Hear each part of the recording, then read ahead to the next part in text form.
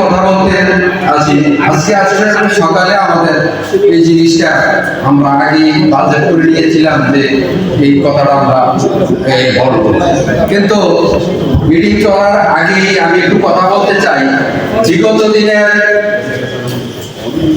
আমি এই ওয়ার্ডের সেক্রেটারির দায়িত্ব পালন করেছিলাম, কিন্তু আমার সাথে একজন মেম্বার ছিল মজিদ মেম্বার সাহেব, উনি সভাপতির দায়িত্ব পালন করছিলেন, কিন্তু উনি কোনো কারণে উনি ওনার মৃত্যুবরণ করেছেন।